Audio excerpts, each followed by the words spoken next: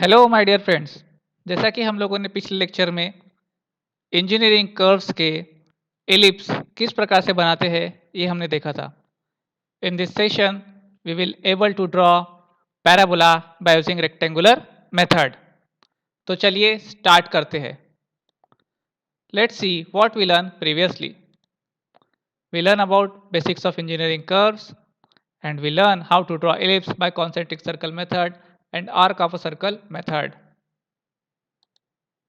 After completion of the session, we will able to draw parabola curve based on given situation. तो हम ये सीखने वाले हैं, ठीक है। गाइस, आज हम लोगों को पढ़ना है how to draw parabola by using rectangular method. एक बहुत ही इंपॉर्टेंट मेथड है, ये आपके पेपर में जरूर और जरूर आएगा। सबसे पहले तो मैं आपको बता देता हूँ कि पैराबोला होता क्या है। आपने इंट्रोडक्टरी लेक्चर में पढ़ा होगा, मैं आपको एक बार रिवाइज करके देता हूँ। देखिए, ये जो कोन है, इस कोन के ऊपर टॉप मोस्ट पोर्शन को बोलते हैं एपेक्स, नीचे के बेस को बोलते हैं बेस, अंदर में से जो सेंटर लाइन जा रही है उसको बोलते हैं एक्सिस, ठीक है। और ये जो स्लैंट हाइट है उसको क्या बोलते हैं अपन, एंड जनरेटर। ये आपको बताया था मैंने, ठीक है। तो अगर मैं ये जो हमारा कोन है, कोन को मैं कुछ इस प्रकार से इंक्लाइनेशन से काटता हूँ तो मुझे यहाँ पर देखिए एक शेप मिल रहा है। ये शेप कौन सा शेप है, इलिप्स। आपको बताया था मैंने ये पिछले वीडियो में, ठीक है। ये जो शेप मुझे मिला ये क्या है, मेरा इलिप्स है। लेकिन अगर मुझे यहाँ पे पैराबोला चाहिए तो मुझे इसको किस प्रकार से काटना पड़ेगा, मुझे इसको इसकी एक्सिस और इसको एक्सिस से कट करना पड़ेगा। लेकिन पैरेलल किससे रहेगा, ये जो एंड जनरेटर है, इस एंड जनरेटर से पैरेलल मुझे काटना पड़ेगा कुछ इस प्रकार से। तो मुझे जो शेप मिलता है उस शेप को मैं क्या बोलता हूँ, उस शेप को मैं बोलता हूँ पैराबोला। देखिए कुछ इस प्रकार से, ये मेरा कोन है, इस कोन को मैं, और ये मेरी एक्सिस है, ठीक है। इसको मैं कुछ इस प्रकार से काटता हूँ, सॉरी, कुछ इस प्रकार से इससे पैरेलल काटता हूँ इसको, तो मुझे यहाँ पर जो शेप मिलेगा, यहाँ पर जो इस प्रकार से शेप मिलेगा, ये शेप मेरा क्या रहेगा, पैराबोलिक शेप। कुछ इस प्रकार का शेप मिलेगा मुझे, ये मैंने आपको पहले ही वीडियो में दिखाया था।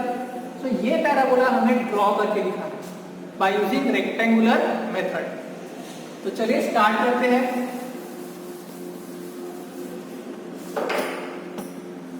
देखिए यहाँ पर, यहाँ हमें क्वेश्चन दिया है कि a ball is thrown up in the air reaches a maximum height of 45 metre and travels a horizontal distance of 100 metre.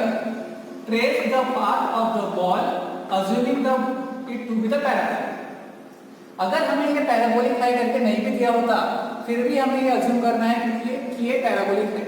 क्यों, मैंने आपको इंट्रोडक्टरी लेक्चर में ही बताया था कि अगर आप यहाँ से बॉल थ्रो करते हो अपने दोस्त के पास, विराट कोहली यहाँ से बॉल फेंक रहा है धोनी के पास, तो यहाँ पर ये जो पाथ ट्रेवल करेगा, ये कौन सा पाथ रहेगा, ये हमेशा रहेगा पैराबोलिक पाथ, ठीक है। सो अब हमें क्या बताना है, देखिए यहाँ पर एक जन ने बॉल यहाँ से थ्रो किया, कितने हाइट तक गया, 45 मीटर के हाइट तक गया। मतलब ये कितने हाइट तक गया, ऐसा 45 मीटर, ठीक है। और हॉरिजॉन्टल डिस्टेंस मतलब विराट कोहली ने यहाँ से बॉल फेंका, धोनी ने यहाँ पे बॉल पकड़ा, तो ये कितना डिस्टेंस तक गया, 100 मीटर। तो मुझे ये पैराबोला बना के दिखाओ, ये मेरा क्वेश्चन है, ठीक है। चलो इसको स्टार्ट करते हैं।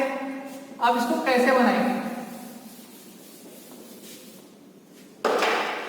सबसे पहले आप क्या करेंगे, अपनी स्केल से 100 मीटर मार्क करेंगे। लेकिन आप लोग 100 मीटर मार्क कर सकते हो क्या, आपकी स्केल तो सेंटीमीटर में है ना, मीटर में मार्क कर सकते हो क्या, नहीं कर सकते। तो इसके लिए मैंने आपको फर्स्ट यूनिट में एक चीज सिखाई थी, स्केलिंग। स्केल लेना, तो मैं यहाँ पे क्या करता हूँ कि यहाँ पे 100 मीटर है, ठीक है। तो मैं क्या बोलता हूँ कि 10 मीटर यानी कि मेरा 1 सेंटीमीटर होता है। मैंने क्या किया, स्केल ले लिया, अज्यूम कर लिया कि मेरा 10 मीटर यानी 1 सेंटीमीटर होता है। मतलब मेरा अगर 100 मीटर रहेगा, 100 मीटर रहेगा तो कितना हो जाएगा, 10 सेंटीमीटर हो जाएगा अपने आप, है ना। वैसे ही अगर 45 मीटर है, सो 45 45 मीटर, 45 मीटर यानी कितना हो जाएगा मेरा 4.5 सेंटीमीटर। समझ में आया? अगर नहीं समझ में आता है तो एक और बिंदास सा पॉइंट बताता हूं। देखिए 10 मीटर यानी 1 सेंटीमीटर, तो 45 मीटर यानी कितना, तो क्या करेंगे, कैसे निकालेंगे, क्रॉस मल्टीप्लाई कर डालो। मान लो इसको x, बचपन में पढ़े थे अपन ने, तो x इक्वल टू कितना हो जाएगा 45 इंटू 1 डिवाइड बाई 10 कितना हो जाएगा 4.5। समझ में आया क्या? सिंपल है, ठीक है। स्केलिंग में कभी दिक्कत आनी नहीं चाहिए, पांचट सी चीजें, ठीक है। सो इस प्रकार से हमने यहाँ पर ये स्केल ले लिया। अब मुझे पता चल रहा है कि मुझे हाइट कितना मार्क करना है और मुझे हॉरिजॉन्टल डिस्टेंस कितना मार्क करना है। क्या करूंगा, सबसे पहले तो मैं ये हॉरिजॉन्टल डिस्टेंस मार्क कर लेता हूँ। कितना मार्क करना है 10 सेंटीमीटर, ठीक है। तो अपनी स्केल को अरेंज करो और एक हॉरिजॉन्टल डिस्टेंस मार्क करो। कितना सेंटीमीटर रहेगा वो 10 सेंटीमीटर रहेगा, ठीक है।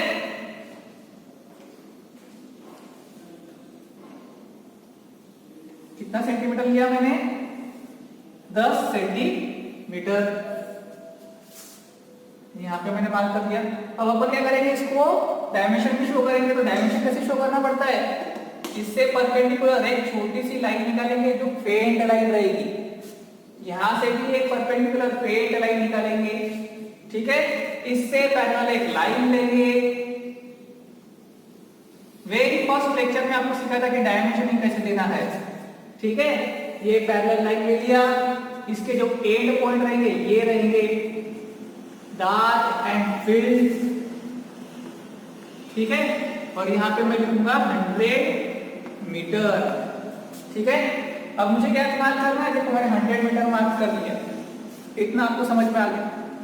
अब मुझे क्या मार्क करना है, मुझे यहाँ मार्क करना है हाइट। कितना है 45 मीटर, मतलब 4.5 सेंटीमीटर, ठीक है। सो क्या करूंगा, मैं स्केल को इससे परपेंडिकुलर मैं रख दूंगा। परपेंडिकुलर कैसा लेना है हर वीडियो में बताया आपको, ठीक है। इससे परपेंडिकुलर रखूंगा, अपनी कोई भी एक एलिवेशन के साथ मैच करूंगा और सटैक से एक लाइन खींच दूंगा जिसका डिस्टेंस कितना रहेगा 4.5 सेंटीमीटर। तो 4.5 सेंटीमीटर का मैंने यहाँ पर एक परपेंडिकुलर लाइन मार्क कर दिया है, ठीक है। इतना आपको समझ में आया होगा। अब मुझे क्या बनाना है, इसको रेक्टेंगुलर मेथड से बनाना है। ये मेरा रेक्टेंगल बन गया, क्या नहीं बना मेरा रेक्टेंगल। अब मुझे रेक्टेंगल बनाना है तो कैसे बनाऊंगा, अपनी स्केल को ये हॉरिजॉन्टल जो लाइन है इसके साथ मैच करो और ऐसा लेके जाओ ऊपर एंड पॉइंट तक, ठीक है। और यहां से एक लाइन ड्रॉ करो, ठीक है। कुछ इस प्रकार से आपको यहाँ पे लाइन ड्रॉ करनी है। बनाते जाओ, लंबी सी लाइन बनाओ, कोई प्रॉब्लम नहीं। लेकिन जो भी लाइन बनाओगे आप लोग, वो लाइन फेंट लाइन रहनी चाहिए। कैसी लाइन, फेंट लाइन, मतलब 2H ग्रेड की पेंसिल का यूज करना है, ठीक है। वैसे ही आप ये वर्टिकल लाइन जो है, वर्टिकल लाइन है अपनी, इसके साथ इसको मैच कर लो और लेके जाओ ऐसा इसके एंड पॉइंट तक लेके गए।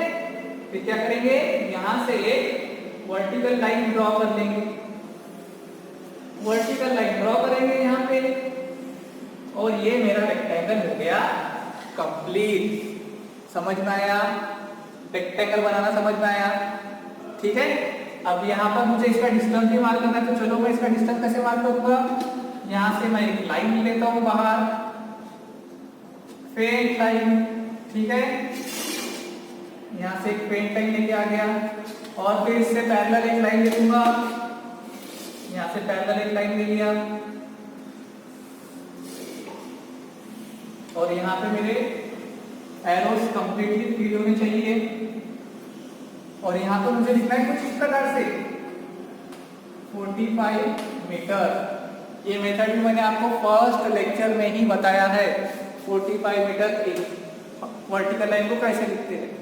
ओके, चलिए अब आगे बढ़ते हैं।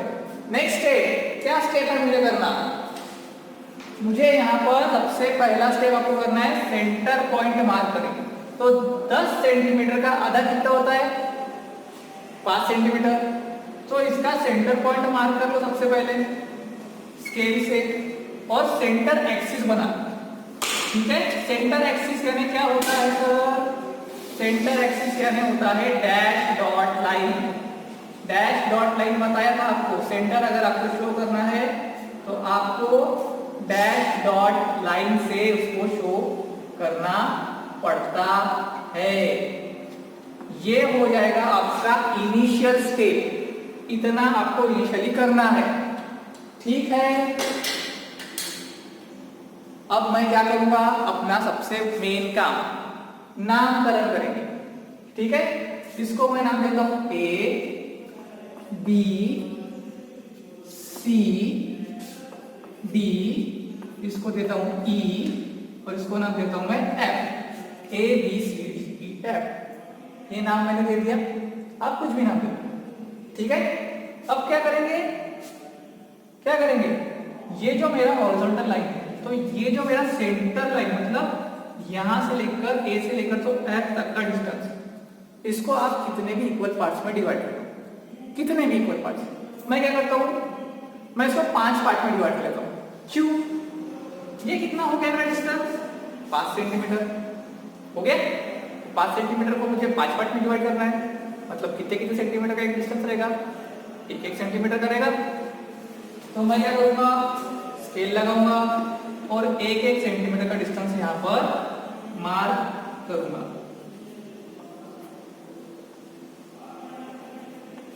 ठीक है, उसको नाम दे दूंगा 1 2 3 4 एंड 5। देखो 5 पार्ट बनते हैं, 1 2 3 4 और 5 पार्ट बनते हैं।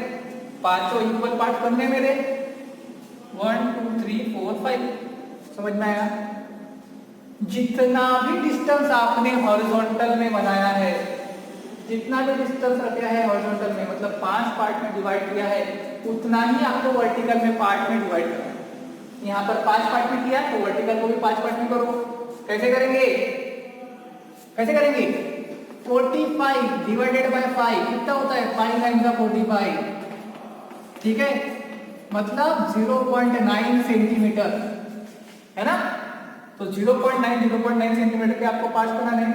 तो चलो ऐसा रखो यहाँ पे और 0.9 मार्क करो, है ना। तो यहाँ पे दे देंगे मैं 1 2 3 4 5 1 2 3 4 5। इसको मैं डैश नाम देता हूँ, dash 1 dash 2 dash 3 dash 4 dash 5 dash. ठीक है, इतना आपको करना है इनिशियली। ठीक है, इतना समझ में आ गया मेरे ख्याल से सभी को। 0.9 फिर भी अगर आपको दिक्कत आती होगी, आप लोगों को पहले ही लेक्चर में मैंने सिखाया था कि यहाँ से रेक्टेंगल ले लो और किस प्रकार से आपको इसको इक्वल पार्ट्स में डिवाइड करना है। ठीक है, वो भी आपको मैंने सिखाया था। क्या करना पड़ता है? क्या करना पड़ता है? यहाँ से मैं 1-1 सेंटीमीटर का डिस्टेंस लेता हूँ अपने डिवाइडर में, और यहाँ पे रख के इसको ऐसा 5 पार्ट में डिवाइड करता था, है ना। और उसकी जो लास्ट पॉइंट था, वो लास्ट पॉइंट को मैं एंड पॉइंट के साथ ज्वाइन कर रहा था, और सारे पॉइंट्स पर से पैरेलली अपने रूलर स्केल से ऐसा मार्क करते चला था। तो ये 5 पॉइंट मेरे वैसे भी बन सकते थे। जितना शॉर्टकट यूज कर सकते हो उतना शॉर्टकट यूज करो। ठीक है, चलिए आगे बढ़ते हैं। आगे आपको क्या करना है? ये आपने जितने भी पॉइंट्स बनाए हैं उन सबको ये ई पॉइंट के साथ, मतलब सेंटर पॉइंट के साथ आप ड्रॉ करो, मतलब फेंट लाइन बनाओ। कैसे? तो ये 4 डैश को मैं ई के साथ ऐसा ज्वाइन कर लेता हूं, ये 3 डैश को ई के साथ ज्वाइन कर लेता हूं। ठीक है, वैसे ही मैं ई के साथ फिर 2 डैश को भी ज्वाइन कर लेता हूं। मैं हाथ से बना रहा हूं, लेकिन आप लोगों को स्केल और पेंसिल का यूज करना है, क्योंकि मैं पहले ही बता चुका हूं कि मेरी ड्राइंग प्रोपोर्शनेट रहेगी, आप लोगों की ड्राइंग एक्यूरेट रहनी चाहिए।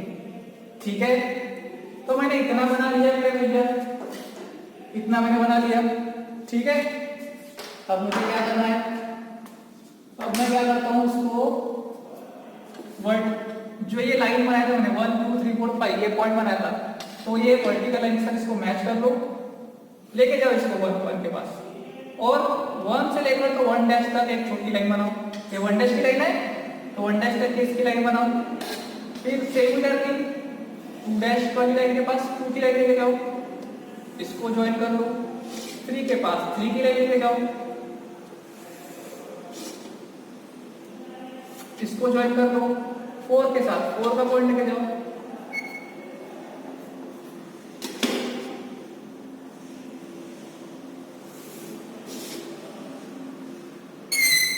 ठीक है। 4 डैश के साथ मैंने 4 के पॉइंट ज्वाइन किया। इतना समझ लीजिए। आपको देखो यहाँ पे कुछ तो भी पॉइंट्स मिले, देखो ये पॉइंट मिला, इसको मैं नाम देता हूँ P1, इसको नाम देता हूँ P2, P3 एंड P4। इतना कर लेने का, समझ में आया क्या? अब क्या करेंगे, शॉर्टकट टेक्निक बताता हूँ, सबसे शॉर्टकट क्या करेंगे, ये जो सेंटर लाइन बनाया है अपन ने, सेंटर लाइन से ऐसे कुछ छोटे छोटे लाइन आप ड्रॉ करो, पेंट लाइन, ठीक है। पेंट लाइन से पैरेलल लाइन आप ड्रॉ कर लो।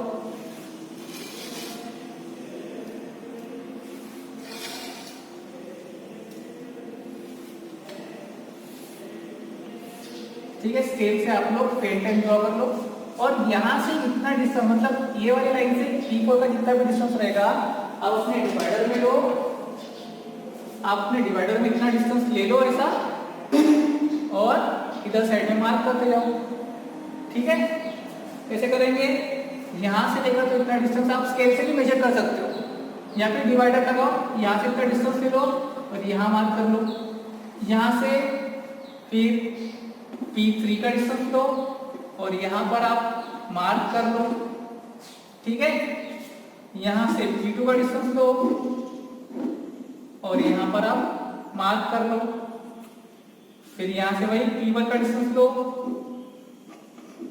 यहां से, और यहां पर आप इसको मार्क करते जाओ। तो आपको यहां पर भी देखो पॉइंट्स मिले, यहां पे भी मैं इसको नाम देता हूं P4, P3, P2 और ये P1। अब क्या करना है, देखो आपको ये पॉइंट्स मिल गए, simply by using the French curve आपको इसको ज्वाइन करना है। अब फ्रेंच कर्व का जब आप यूज करते हो, मैक्सिमम लोगों ने क्या करेंगे, वो यहां से स्टार्ट करेंगे, लेकिन फ्रेंच कर्व का यूज वहां से नहीं करना।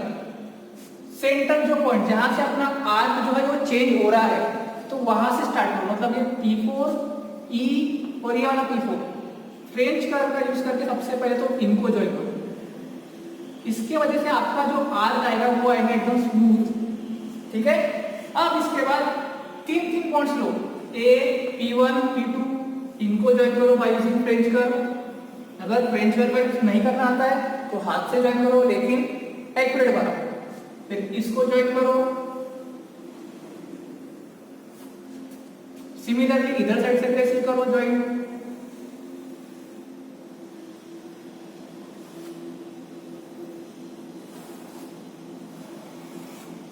ठीक है।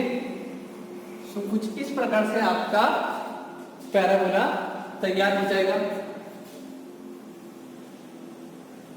अब आप बोलोगे सर आपका ड्राइंग उतना अच्छा नहीं दिख रहा है, परंतु मैंने अप्रोक्सीमेट बनाया है ड्राइंग, आपका एकदम एक्यूरेट बनेगा इस मेथड से, ठीक है।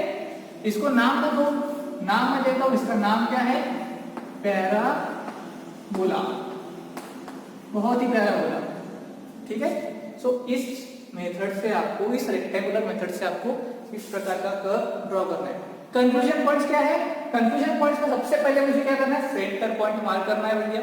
सेंटर पॉइंट मार्क करने के बाद जो भी वर्टिकल का पॉइंट रहेगा मेरा ऊपर का, उसके साथ में इसके वर्टिकल के जो पॉइंट्स रहेंगे उसको भागाभाग ज्वाइन कर लूंगा, और हॉरिजॉन्टल के जितने भी पॉइंट्स रहेंगे उसको इस वर्टिकल एक्सिस से मैच करते हुए ज्वाइन कर दूंगा, तो मुझे कुछ पॉइंट्स मिलेंगे, ठीक है। और पॉइंट्स मिलने के बाद मैं उसको यहाँ पर ट्रांसफर कर दूंगा, समझ में आया, और फिर बाद में उसको ज्वाइन कर दूंगा। ये हो गया कंक्लूजन। अगर आप कैसा भी क्वेश्चन पूछ लिया आड़ा टेढ़ा, क्या करेंगे, बस हॉरिजॉन्टल लाइन, वर्टिकल लाइन, इसको इक्वल पार्ट्स में डिवाइड, इसको इक्वल पार्ट्स में डिवाइड, इनको ज्वाइन करेंगे सीधा सेंटर पॉइंट से, यहाँ से लाइंस बनाएंगे, पॉइंट्स मिलेंगे, ट्रांसफर करेंगे, ड्रॉ। इसके स्टेप्स आपके पीपीटी में भी डाल के दूंगा, घबराने की कोई टेंशन नहीं, ठीक है। तो हाँ भाई, हम मिलते हैं नेक्स्ट वीडियो में। अगर आपको नहीं समझ में आऊंगा तो वीडियो को फिर से देखो। Okay, thank you.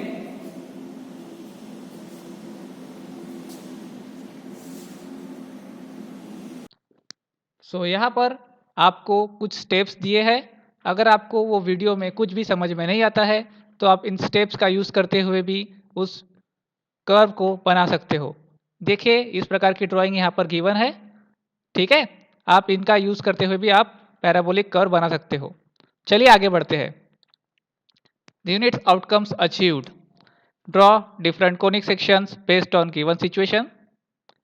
The summary of today's lecture are: we learn how to draw parabola by rectangular method, and these are your program outcomes achieved. Next session में हम लोग पैराबोला बनाना सीखेंगे by using directrix focus method. So that's all from today's point of view. Thank you. Keep learning. Happy learning.